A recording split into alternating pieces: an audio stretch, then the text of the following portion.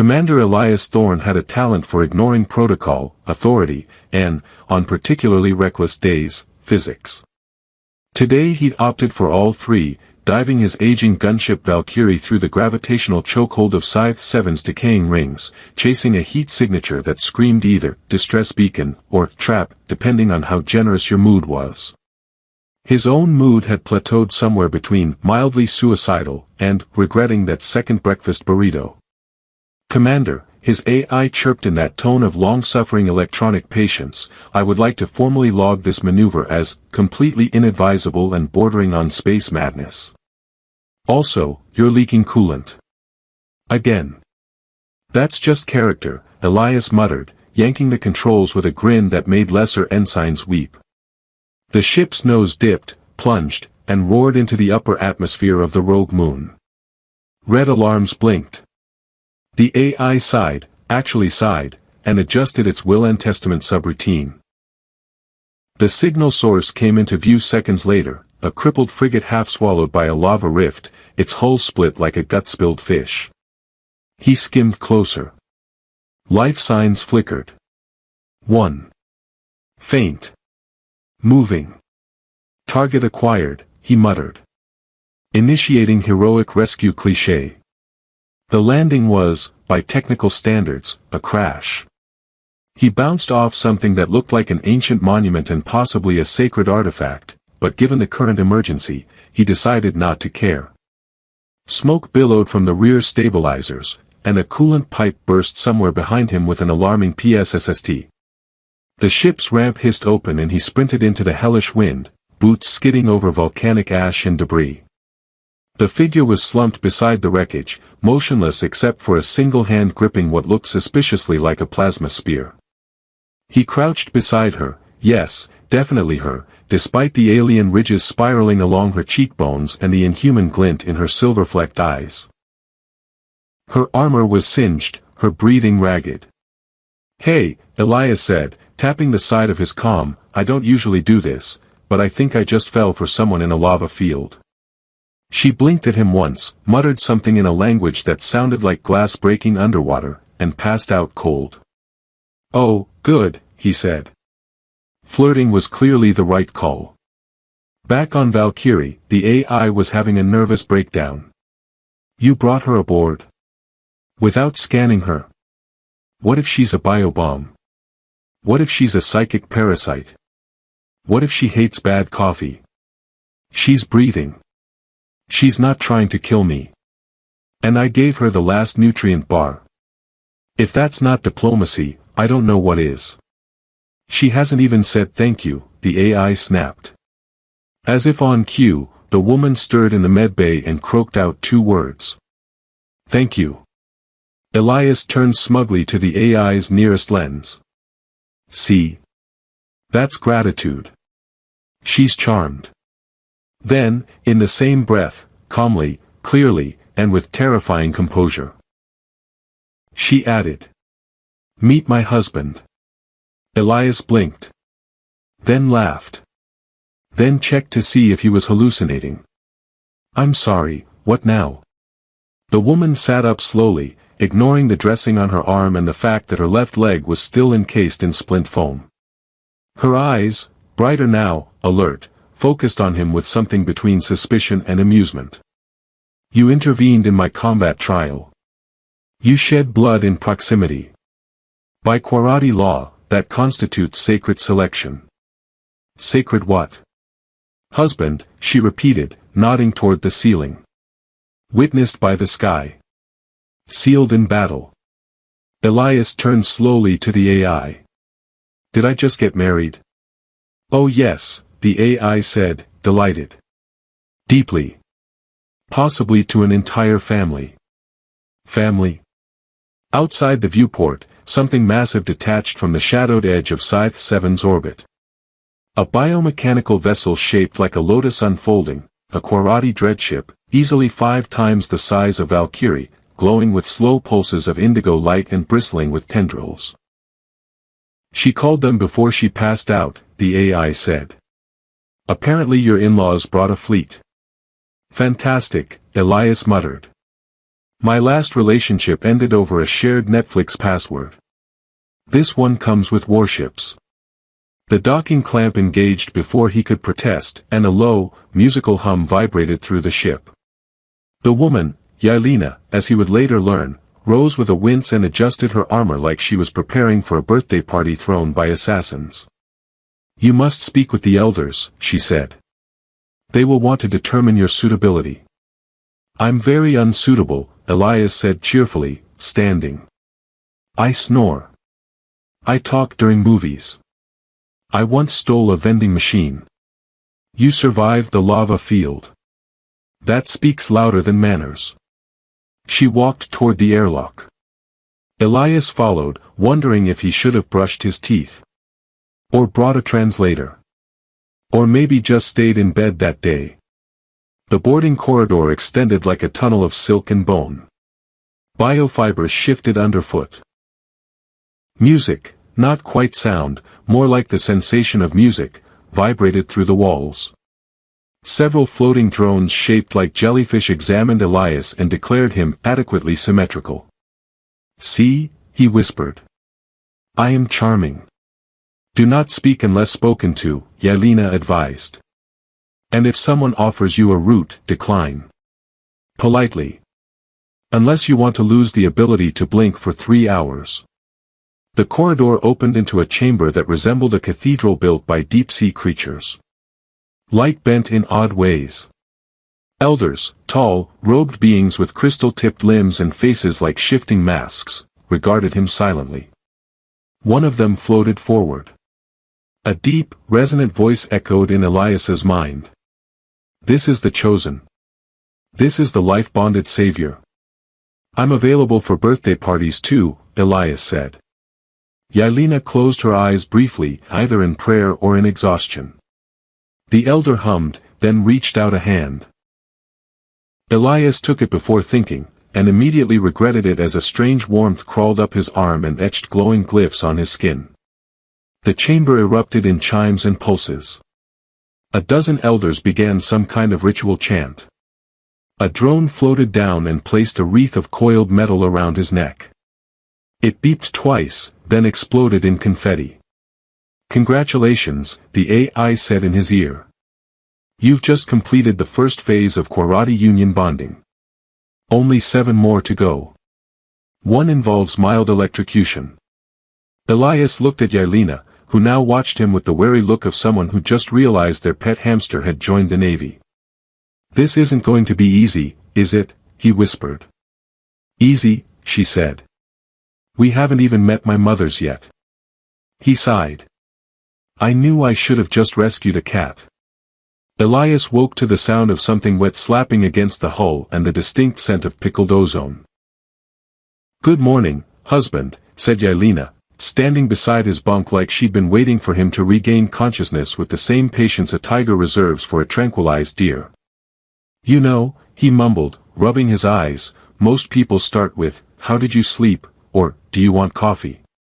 Not husband, in a tone that suggests imminent litigation. You have missed the morning drift. The elders were insulted. Elias blinked. I don't know what that means. You will. It turned out the morning drift was a sacred ceremony involving synchronized floating, whispered ancestral blessings, and the wearing of ceremonial scarves made from the silk of extinct space moths. Elias's scarf was apparently a loner and slightly cursed. The AI tried to warn him, but was drowned out by the ship's symphonic announcement system playing something that sounded like jazz but gave him a nosebleed. By the time he reached the ritual chamber, levitated there by a bubble of semi-sentient foam that occasionally hummed the Quarati national anthem, he was already regretting his life choices. The elders floated in formation, humming. Yelena joined them gracefully. Elias tripped on his own scarf. An elder with a face like a cracked mirror approached and gestured with all 6 arms. Elias bowed. The elder blinked 3 sets of eyes. Your posture is bold. Thank you. It's part scoliosis, part charm. There was a long pause. Then a ripple of what might have been amusement passed through the chamber, and the ritual resumed. Afterwards, back in the chamber assigned to him, lavishly appointed, slightly alive, and occasionally whispering old Quarati lullabies, Elias collapsed into a reclining pod that exhaled cinnamon mist when he sighed. The AI clicked on. You now have 17 ceremonial obligations, 9 familial introductions, and 1 legally binding poetry duel scheduled for today. A poetry what? It's a form of relationship vetting. Apparently, you'll be competing with Yelena's former suitor.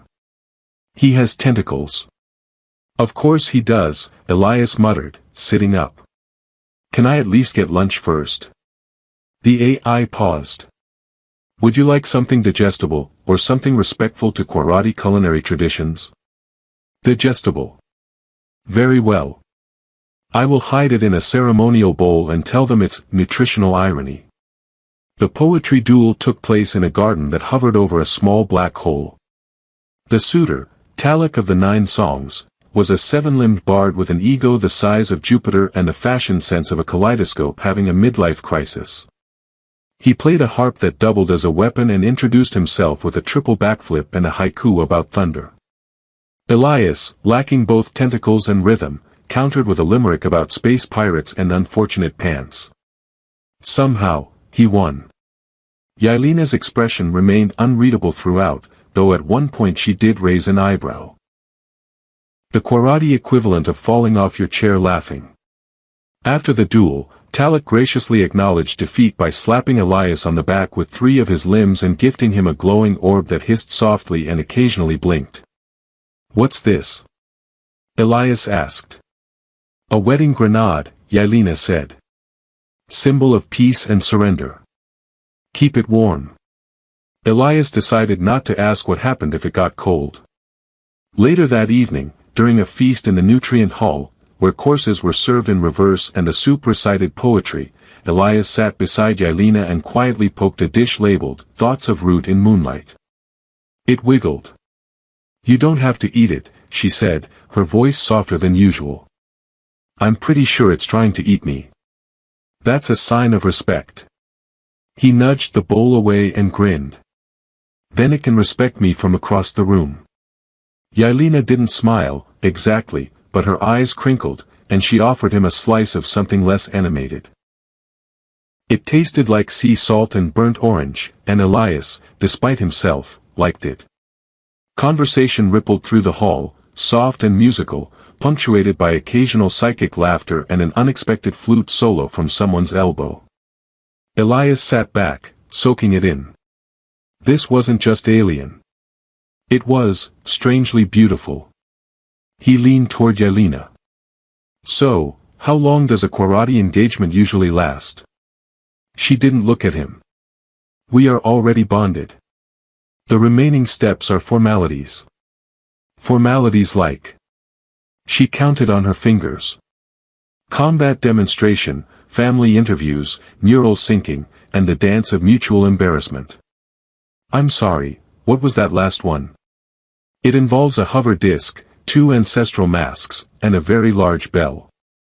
Elias stared at her. Then he laughed. Then he laughed harder when she added, and a poem. Again. At the end of the evening, as the feast dissolved into ambient meditation and the lights dimmed to the rhythm of Quarati heartbeats, Elias found himself walking with Yelena through a corridor that slowly rotated with the stars. Their footsteps made no sound. I didn't expect to end up here, he said. Nor I, she replied. You saved me, she added, after a moment. Well. You were on fire. I thought it might be rude not to. She paused, then nodded. Rudeness is frowned upon. They stood in silence a moment longer. Then Yelena turned to him with that same strange light in her eyes. Tomorrow, she said, you meet my clan matron. Do not attempt to joke with her. Why not? She doesn't understand humor. Or gravity. Elias sighed, stared up at the rotating stars, and thought about his old ship, his confused crew still on ice, and the fact that somewhere along the line, he'd stopped wanting to leave. I should have just rescued a houseplant, he muttered. Yelena tilted her head. Next time, she said. You may. Elias adjusted the collar of his ceremonial tunic for the 7th time and still couldn't decide whether it was supposed to strangle him or just hug him with menace. The fabric shimmered between green and something Elias could only describe as regret-colored. This thing has sentience, doesn't it? He muttered. I think it's judging me. It's monitoring your body temperature, Yelena replied, barely glancing at him as she adjusted the crystalline circlet on her brow. If you perspire too much, it'll tighten in shame. That's not encouraging. It's not meant to be. Today, Elias would meet the clan matron. The clan matron, singular, capitalized. He'd already survived 1 poetry duel, 2 ritual breakfasts, and a trial by dance, which he was pretty sure had been invented solely to humiliate off-worlders. But none of that came with quite the same weight as the sentence Yelena had spoken just after breakfast. She can smell cowardice. He'd laughed. Then he'd seen her expression. And stopped.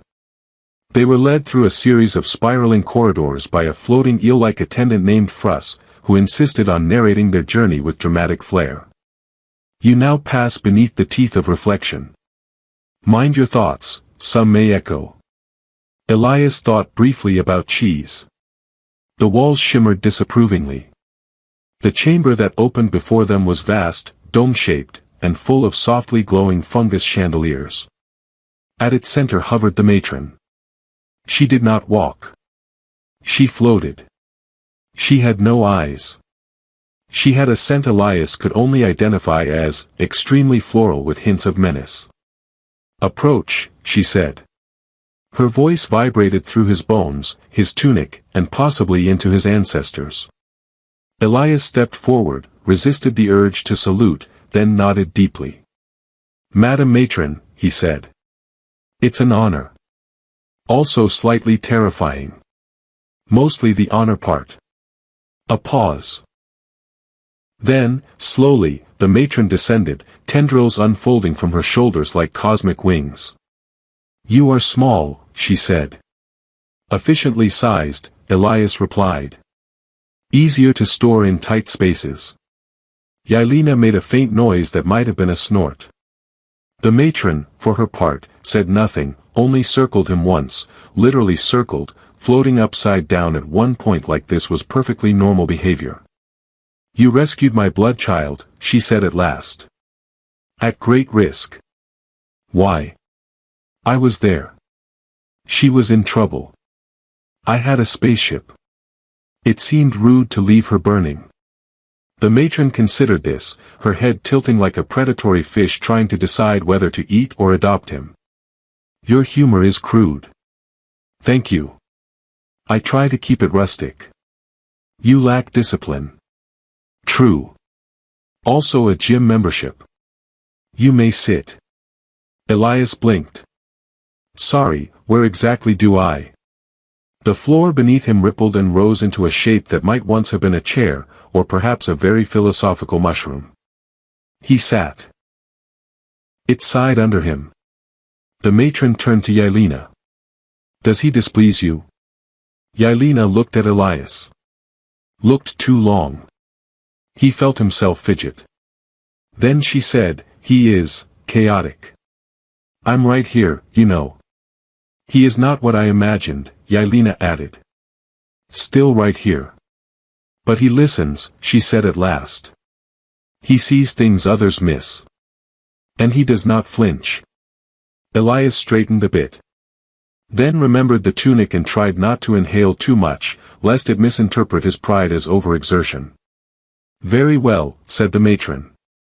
We proceed to stage 2. Elias looked around. There's a stage 2. There is always a stage 2, the matron replied. Fruss reappeared, now glowing a nervous shade of yellow.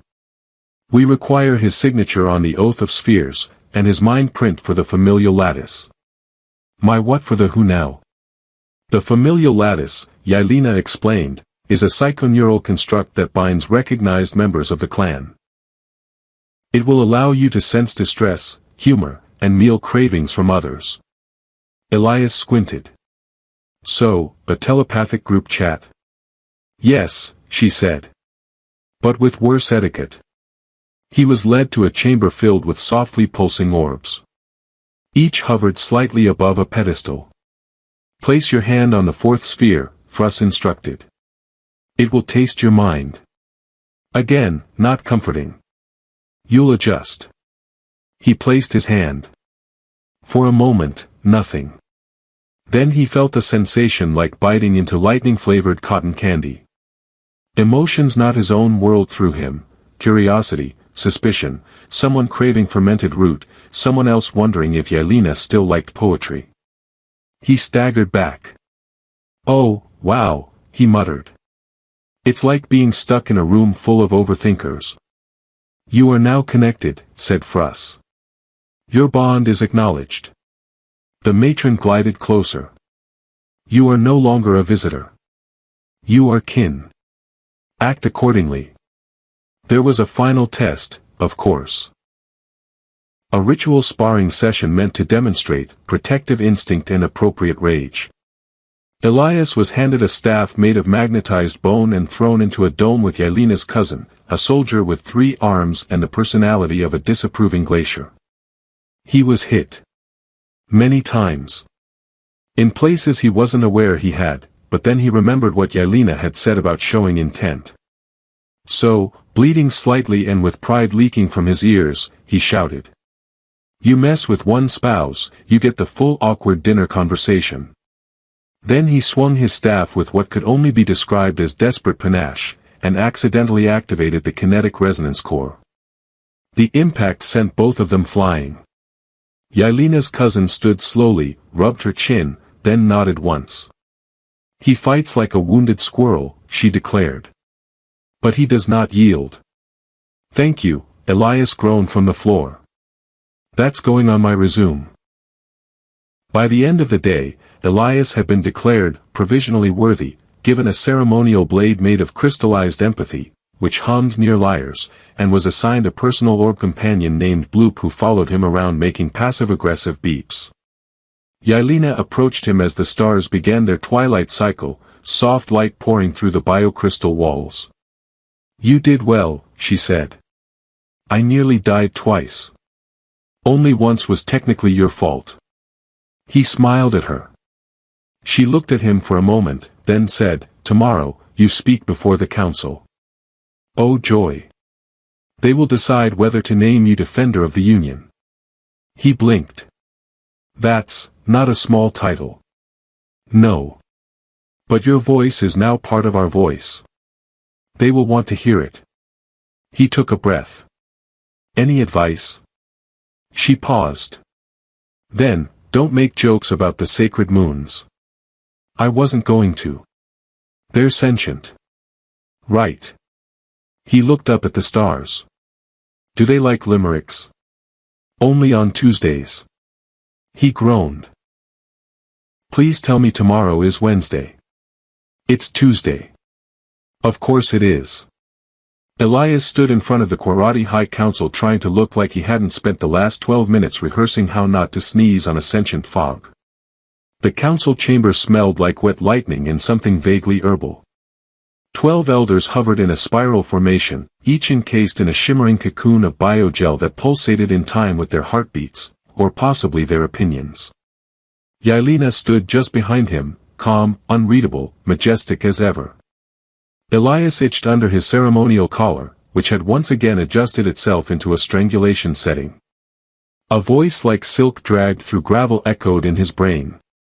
Speak, bonded outsider. Share your understanding of duty and devotion. Elias cleared his throat. Right. Well. Good morning, or timeless rotational cycle, depending on how you measure things. Silence. One of the cocoons blinked in an alarming shade of orange. He continued. Duty. Yes. I believe duty is waking up in a spaceship that won't stop singing at you, finding out you've married someone by accident, and deciding to stick around anyway, even when her relatives try to test your bravery with poison root and airborne poetry. A faint ripple passed through the chamber. One of the elders emitted a sound that might have been an amused sneeze. Devotion is taking a plasma spear for someone before you know their name, and staying when it turns out she has 73 relatives and one of them refers to you only as it. That got a definite blink. Even Yelena's expression softened slightly. Look, he said, I know I don't look like much. I'm not genetically enhanced. I can't biothread a neural lattice without frying at least 2 circuits. I once lost a bar fight to a robot bartender. But I'm here. I'm trying. And I haven't run, even though literally everything here either glows, hisses, or judges me in 12 dimensions. The fog being in the far cocoon emitted a hum. He speaks from uncertainty. But his pulse remains steady. Another voice joined. His thoughts are chaotic. But unshielded. A third whispered, we approve of the chaos. Elias bowed, carefully, slowly, so as not to dislodge the delicate shoulder panels of his tunic, which hissed when offended. The lead elder finally spoke. Then let the defender's path be opened. Elias glanced sideways at Yelena. That's good, right? That sounds good. She nodded once. It's an honor. Also an obligation. Also, there will be singing. I'm still sore from the last singing. This one involves drums. Oh good. Nothing says diplomacy like percussion. They were led to a platform made of suspended quartz threads, hovering in open space.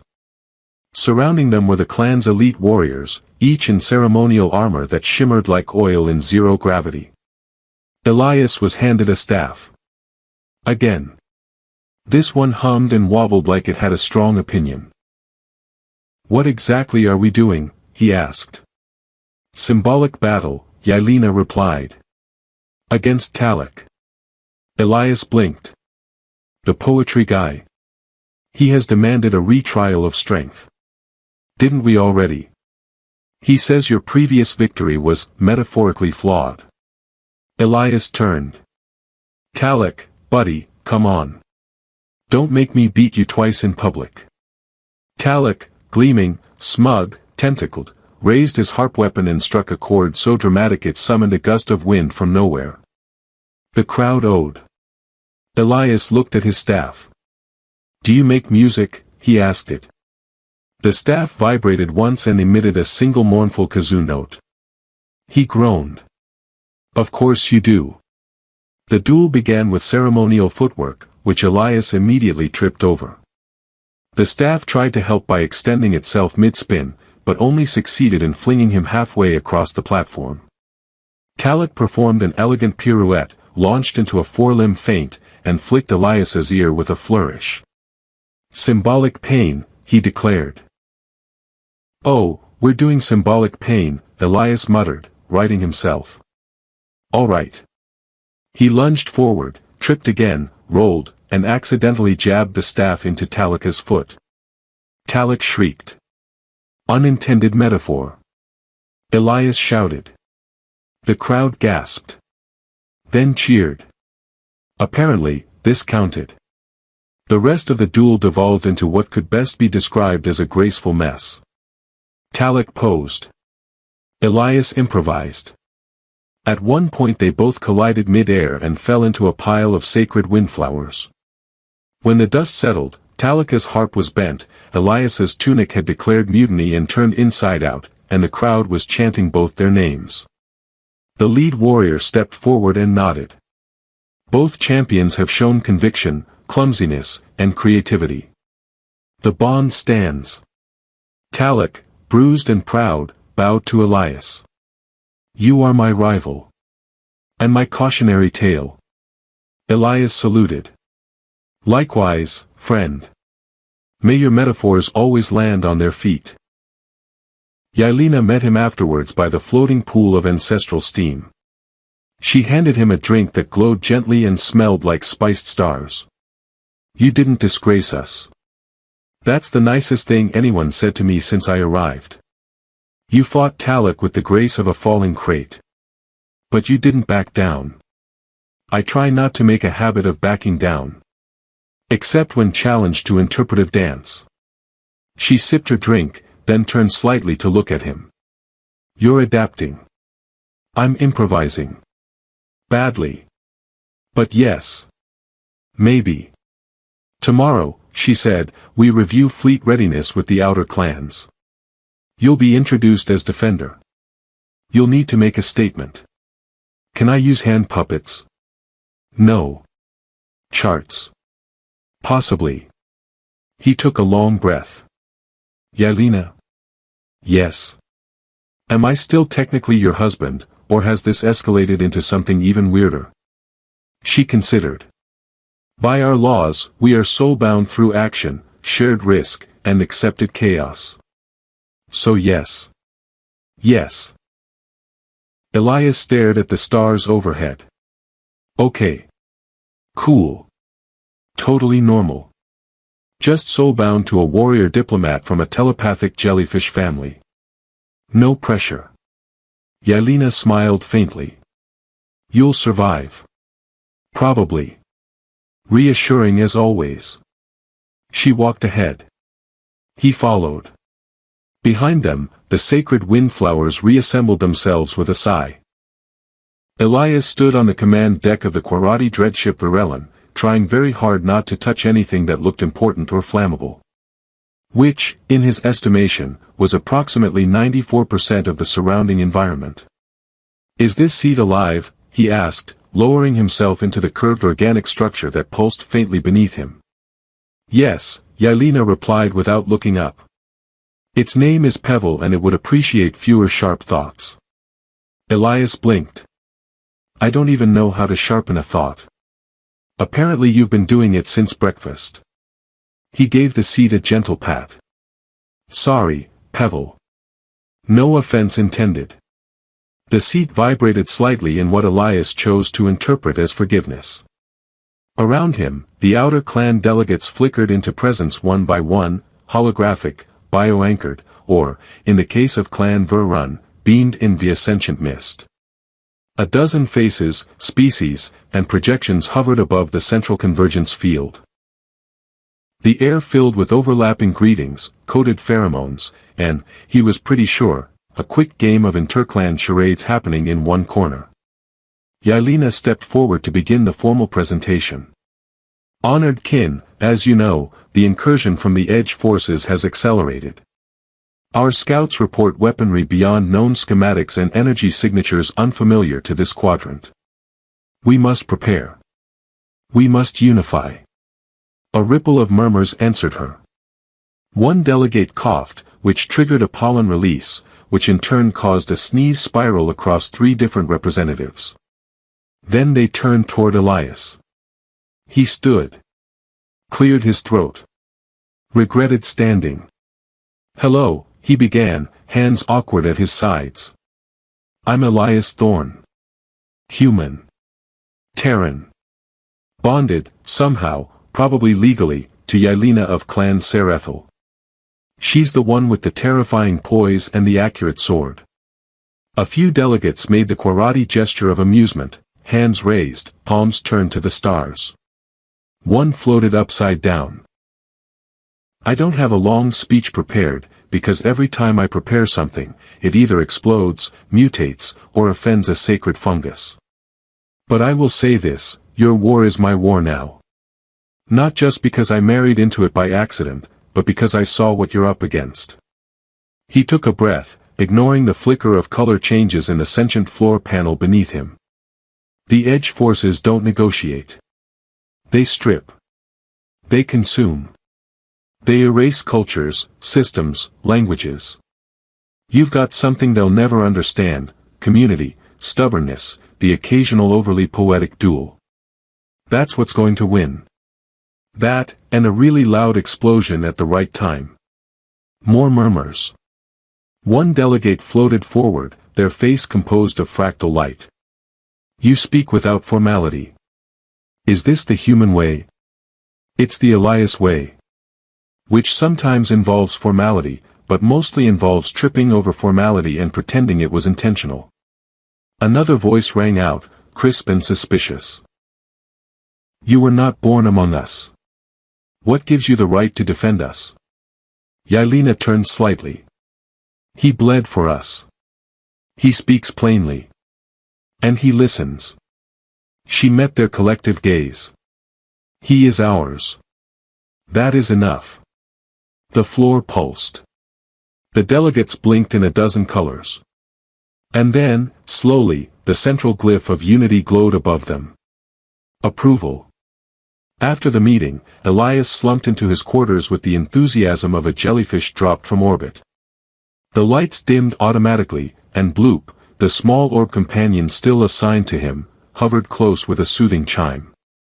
I think I just got adopted by a galactic council, he muttered.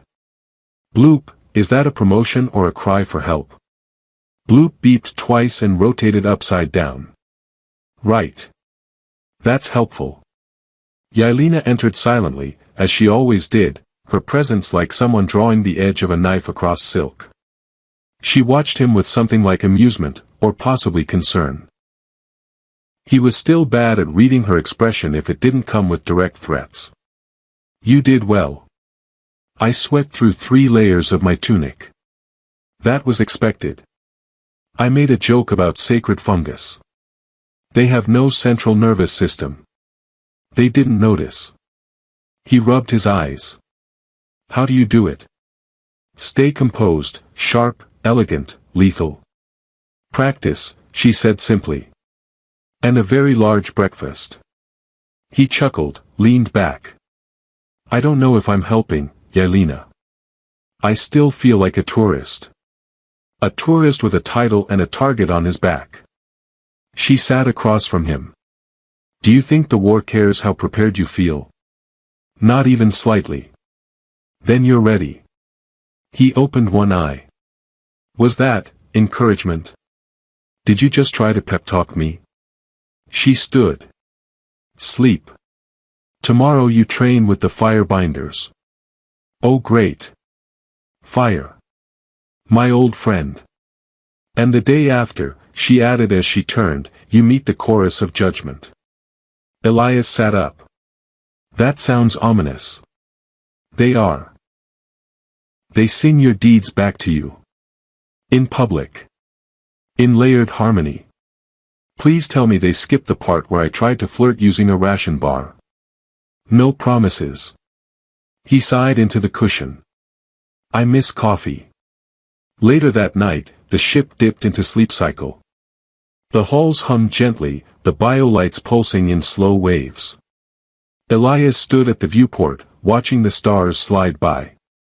Somewhere beyond them, the edge forces gathered.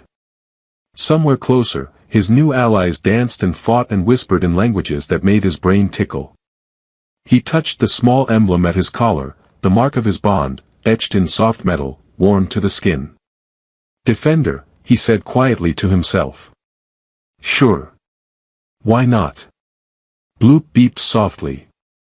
Don't look at me like that, Elias muttered. You don't even have eyes. Bloop dimmed slightly, a clear display of judgment. I liked you better when you just hovered and glowed. The orb chirped. The lights faded. And Elias, surprisingly, slept. Elias had fought smugglers, pirates, spacefaring jellyfish monks, and once an extremely angry vending machine. But nothing, nothing, had prepared him for training with the Firebinders. He stood now on a hovering platform above a boiling sea of ionized vapor, holding what the instructor had generously called a starter blade.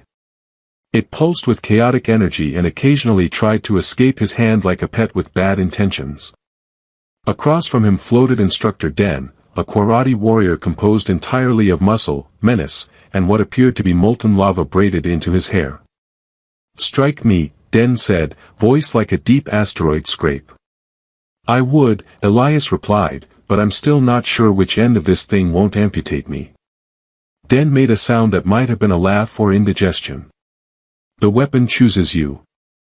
Embrace the flame. Elias looked at the blade. The blade flickered. He sighed. All right, buddy. Let's pretend we're on the same team. He lunged. The weapon surged in agreement, far too much agreement. It extended, spun, and flung itself in a wide arc that sent Elias flying off the platform and into a soft, semi-sentient safety net that whispered gentle affirmations in 3 dialects. "Try again," Den called. "And this time, do not scream like an undercooked crustacean." "I'm a verbal fighter," Elias muttered, hauling himself upright. "I use sarcasm as a blade." Back on the platform, he gripped the starter blade again. This time, he didn't try to lead it. He let it move first, guided by his instincts, which were currently operating at the same level as a startled goat, but still, it was an improvement. The blade hummed. Sparks danced. And his strike came within 2 inches of Den's chest plate. "Acceptable," the instructor said, nodding. "Your posture is still a disgrace. I consider that a cultural expression." After several more rounds, one of which involved accidental fireballs and an emergency visit from the mist-based medics, Elias was released with only mild 3rd-degree pride burns. Yelena met him near the convergence chamber. She tilted her head at the sight of his singed sleeves. "I see you're learning restraint. I nearly set the ceiling on fire. That is restraint. Last week, someone melted the floor." He rubbed his shoulder. "So, what's next? Another council? More neurobinding? Do I need to balance a fruit on my head while debating metaphysics again?" She handed him a data crystal. "You're invited to a memory-sharing ceremony." "Oh, good. Something casual," he stared at the crystal.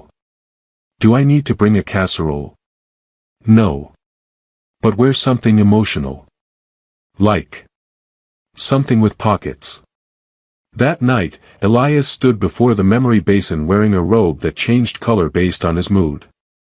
It had gone from light blue to a panicked yellow and was now settling on existential chartreuse. Dozens of Quarati circled the basin. The fluid shimmered with consciousness, ready to reflect, project, and, most importantly, embarrass. Yelena stepped into the circle, her movements slow and deliberate. "Today, we share ourselves. That our kin may understand. That our future may remember." Elias stepped beside her. He looked into the basin. The basin looked back. The surface rippled. His earliest memory bloomed. A small boy in a too-big jacket, running across a scrapyard on Mars, chasing a mechanical squirrel with a sandwich. Laughter. Hunger. A clumsy joy. A chorus of quiet hums rose around him. Then came a memory he hadn't expected to surface, a failed mission, a dying crewmate, a decision made too late. He flinched. The robe turned midnight gray. Yelena's hand touched his. Her memory followed, a Quarati garden lit by twin moons, her mother teaching her the names of the plants, each one laced with venom and cure.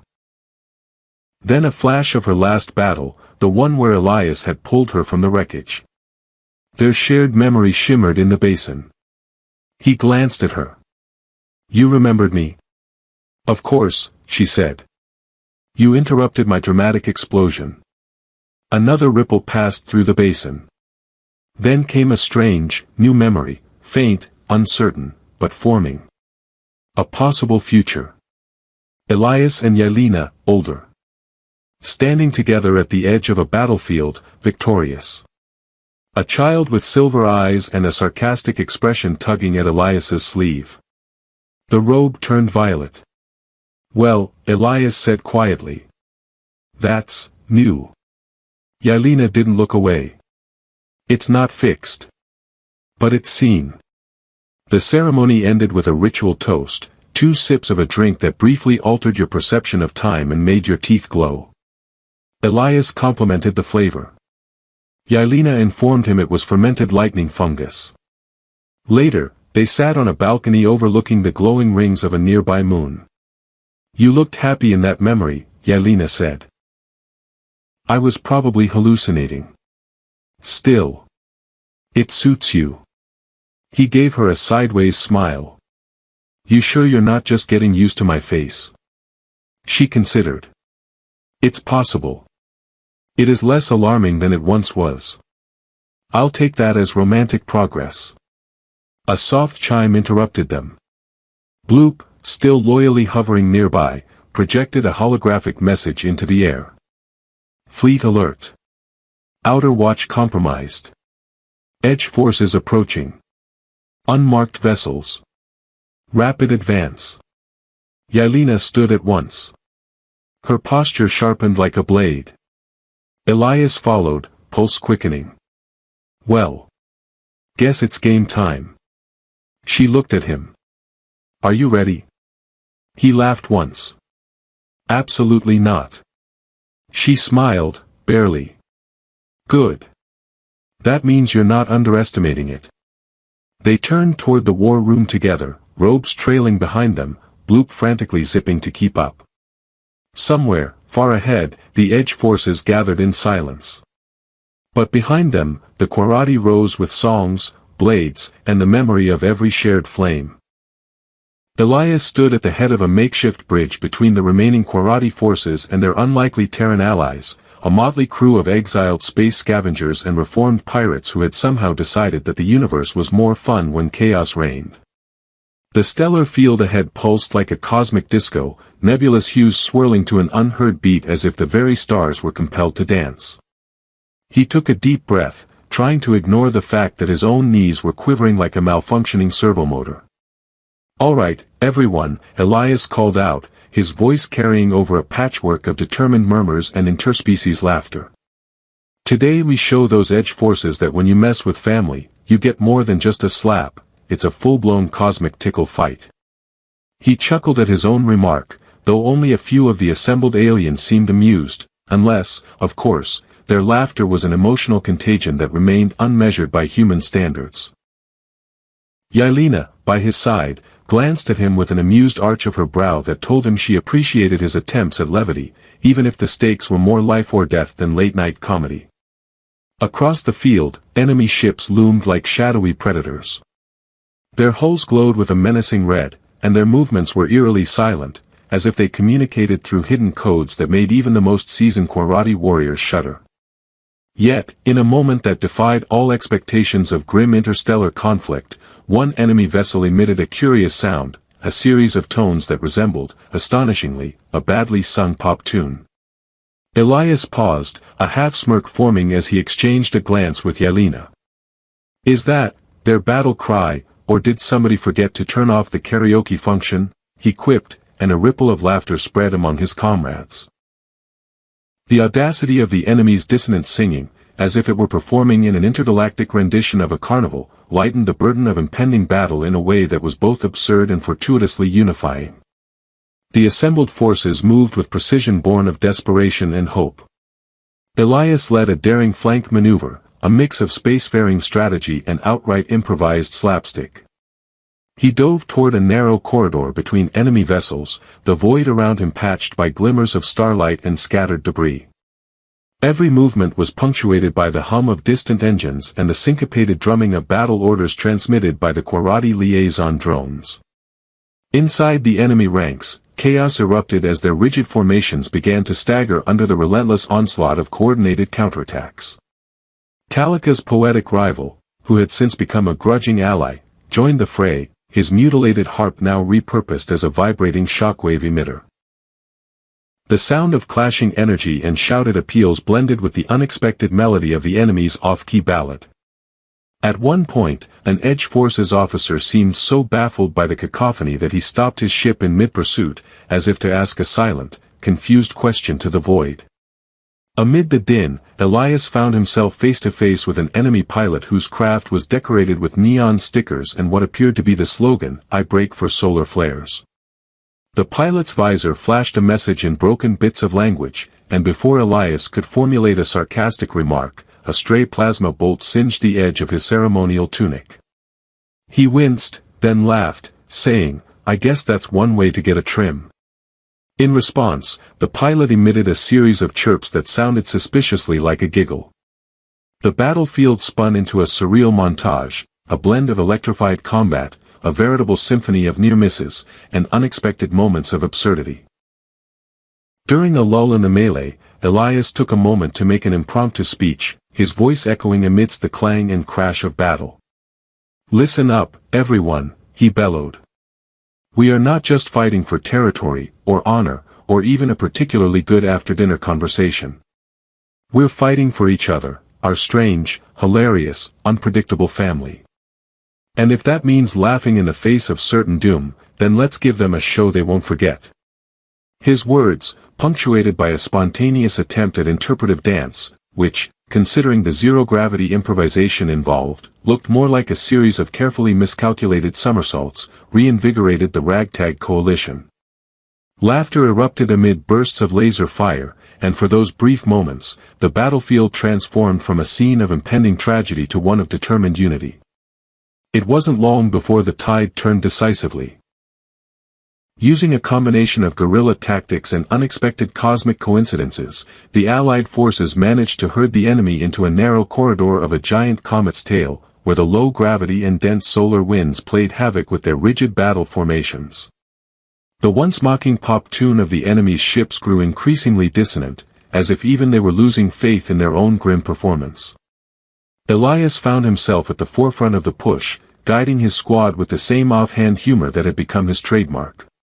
At one point, while dodging a particularly erratic energy volley, he shouted, "Remember, folks, if you're hit, just say it was an interstellar accident."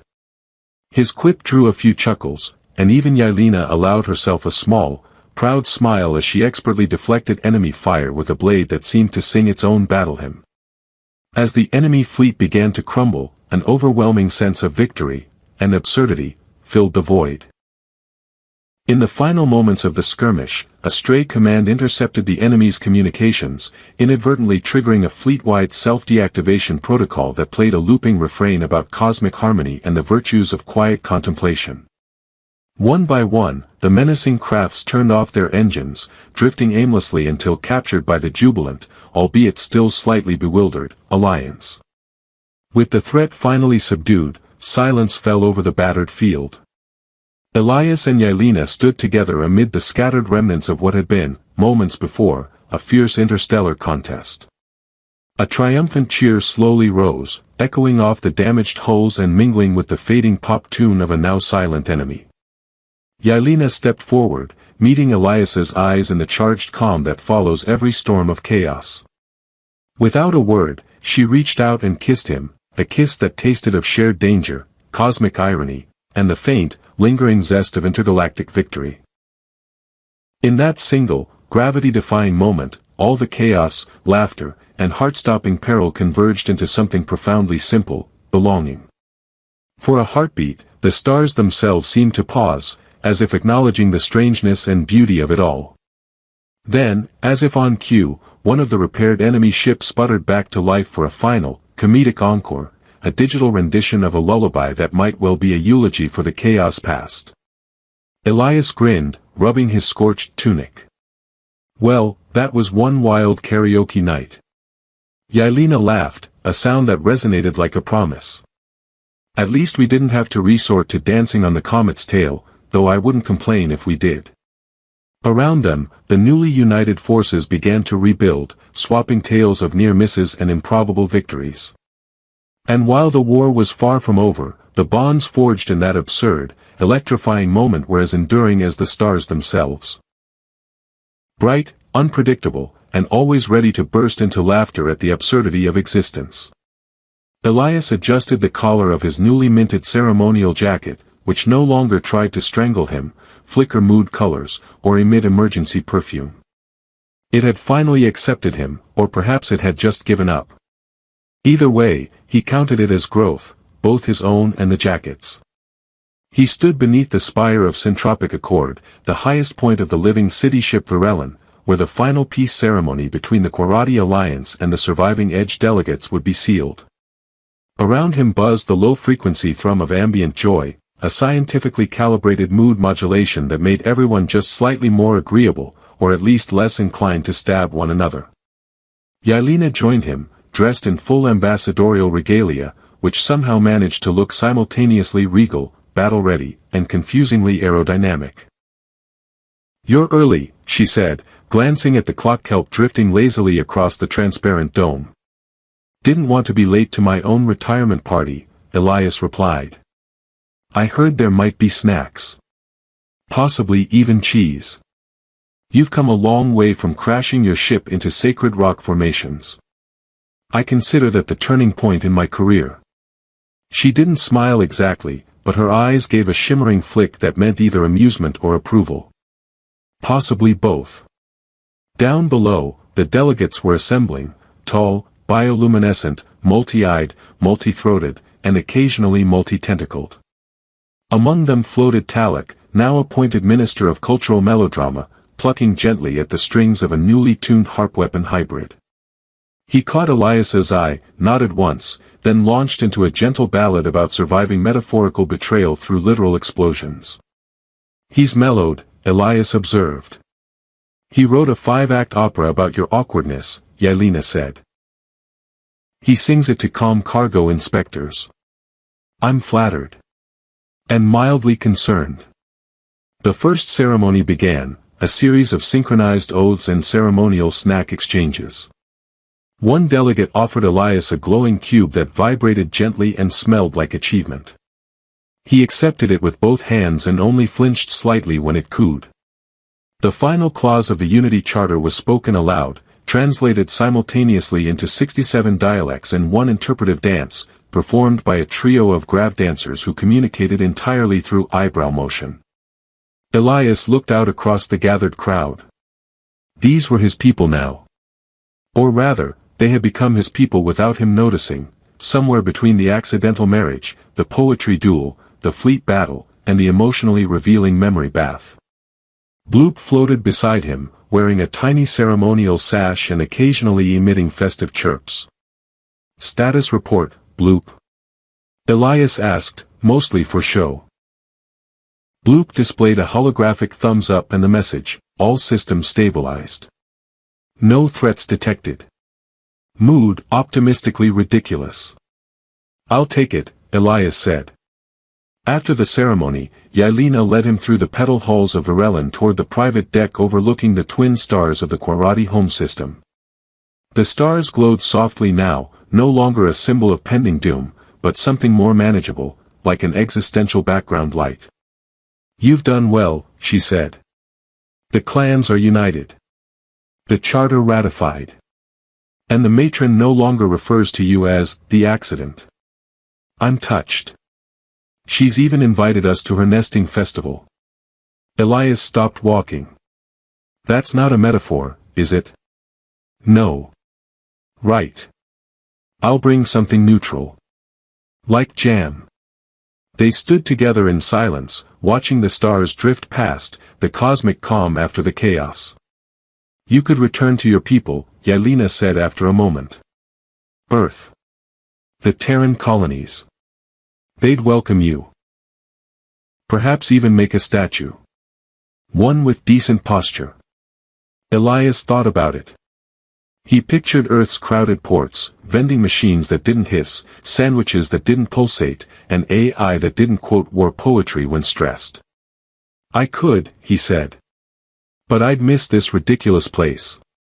The singing weapons. The judgmental furniture. You. She nodded. Then stay. You're not worried I'll cause another diplomatic incident? I assume you will. That's part of the charm. They laughed, quiet, tired, but genuine.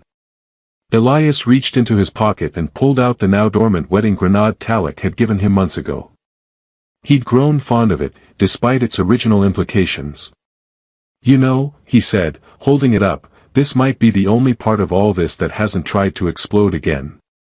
It only does so at anniversaries, Yelena said. We keep traditions. Bloop beeped an alarm.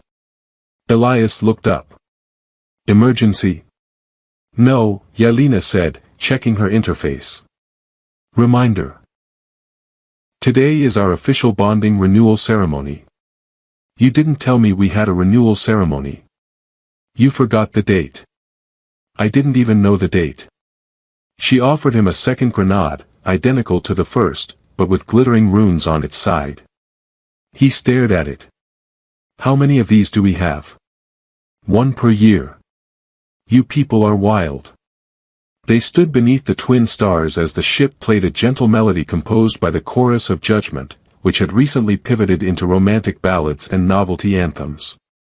Elias looked over the journey behind him, from impulsive rescue to accidental husband to reluctant war hero to, somehow, someone who belonged. "I'm not the man I was when I got here," he said softly. "No," Yelena agreed. "That man didn't know how to dodge plasma fire while reciting satire. I've grown. You've survived. Which, here, is the same thing." He took her hand, less ceremonially now, more comfortably, and squeezed. "Let's keep surviving, then. Together."